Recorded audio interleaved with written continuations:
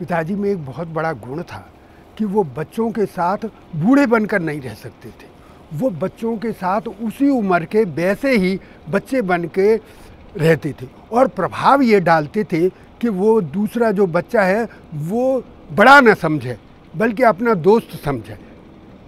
इसका सबसे जो खतरनाक प्रभाव पड़ा वो हमारे ऊपर पड़ा। हम पिताजी कितने थके हुए हैं, कितने काम करके आए हैं, इसकी परवाह बिना किए हुए जब वो 8:30 बजे के करीब खाना खाते थे और खाना खा के जब वो चारपाई पे लेटते तो सब के सब उनके ऊपर आ जाते और उसी चारपाई पे, चारपाई तो छोटी है पर उसी पे ज़बरदस्ती बैठते थे और मेरा जैसा आदमी तो उसी पे सोता था। हम अपने पिताजी को चाचा कहते थे घर में कि चाचा जी ऐसी कहानी सुनाओ जो हमने कभी न सुनी हो। बोले अच्छा, हम ऐसी कहानी सुना देंगे जो तुमने कभी न सुनी हो, बल एक शर्त है कि अगर वो कहानी तुमने पहले सुनी हो कभी बता देना मुझे, तो मुझे आगे की बात बता देना, फिर मैं वो कहानी बंद कर दूंगा, दूसरी कहानी सुनाना शुरू कर दूंगा। लेकिन अचरज होता था कि वो कहानी हमने कभी सुनी ही नहीं थी। रोजाना एक व्यक्ति रोज नई कहानी ऐसी सुना दे जो हमने कभी ना सुनी हो। उनसे छोटा भी, किसी उम्र में हो छोटा, व्यवहार में छोटा हो, रिश्ते में छोटा हो, वैसा ही छोटा हो, तो वो अगर वो कुछ कह दे तो उसे बर्दाश्त कर लेते थे, चुप रह जाते थे। ये उनका विशेष गुण था कि अगर उनका कोई भी नज़दीकी से नज़दीकी आदमी ज़ोर से बोल रहा है तो वो उसको ये नहीं कहेंगे कि धीमे बोल या उतने ही गुस्सा में बोल उठे। वो गुस्सा का को कैसे पी जाते थे। अब मैं कहना नहीं चाहूँगा कि मैं कभी अभी पिताजी पर गुस्सा हो जाता था और वो मेरे को कैसे सह जाते थे। आज मुझे ऐसे लगती है कि मुझे लानत देनी चाहिए मेरे ऊपर कि मैं अपने पिताजी पर नाराज़ कैसे हो जाता था, पर हो जाता था। पर वो सह लेते थे, मैं तो नहीं सहता अपने बेटे की, लेकिन वो सह लेते थे। ये उनमें अपना उनका विचित्र जो मुझे याद रहना चाहिए उनका स्वभाव है। गुरुजी, पिताजी स्वयं अपने शिष्यों को, अपने बच्चों को अपने घर के बच्चों का जैसा समझ करके उनको खुद खाना परोसते थे।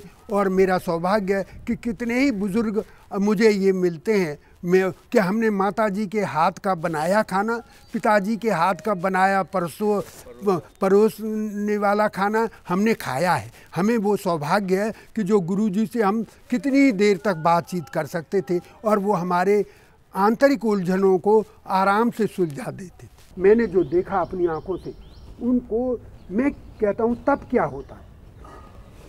किसी काम को पूरे मन से, हठ योग से, पूरे मन से, ध्यान से करे, मैं इसको तप कहता हूँ। मेरे शब्दों में ये तप है कि कोई आदमी चाहे शारीरिक स्थिति कैसी हो, परिस्थिति कैसी हो, कुछ भी कैसी हो, लेकिन जो मन में सोच रहा है उसको कर डाले, ये तप है।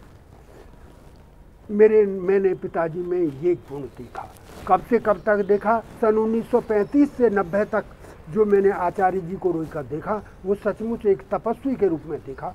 वो जिस काम को करते थे, चाहे शरीर, चाहे परिस्थिति, चाहे कुछ कैसी भी हो। मैं एक बार शांति कुंज में पिताजी के पास बैठा हुआ था, तभी मुझे मालूम हुआ कि गुरुकुल कांगड़ी हरिद्वार के जो उपकुलपति हैं वो आए हुए थे और उन्होंने कहा कि आचार्य जी मुझे ये बताइए, आप 16-17 साल तक तो आप आर्य समाज मथुरा होली गेट के और चांदनी और चौक के आर्य समाज के प्रधान रहे और प्रेसिडेंट रहे, फिर भी आपने ये क्या किया हुआ है? बोले मैं तब आर्य समाजी था और अब क्या हूँ? अभी मैं वही आर्य समाजी हूँ। और ये देखिए, उन्होंने अपना संकेत करके दिखाया कि ये जो महिलाएं जो खाना बना रही हैं शांति कुंज के लिए, ये सारी की सारी पंडित नहीं हैं, ये विधवा हैं, ये गरीब हैं, ये मजबूर हैं और वो यहाँ आकर के प्रशिक्षण भी ले रही हैं और वो काम भी कर रही हैं और जो कुछ है, क्योंकि वो कम पढ़ी हैं तो वो अपने ये इन्होंने अपनी इच्छा से ले रखा है।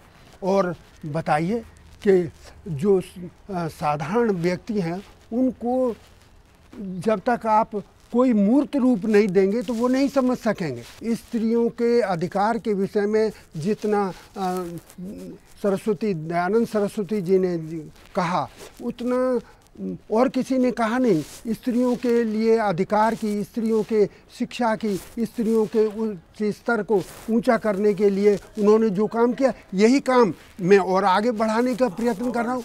और आप मुझे बताइए कि सवर्ण अवर्ण का अंतर मिटा करके आइए, सब के सब पंडित हैं? नहीं, ये हमने पूछा भी नहीं ये कौन सी जात की हैं, और ये खाना बनाती हैं और नीचे आप देखिए कि सब लोग खाते हैं। तो हमने और कोई अगर कोई कमी रह गई हो जो आर्य समाज के कार्य में, मुझे बताइए, मैं उसे करूँगा। मैं तो अभी भी अपने आप को आर्य समझता हूँ।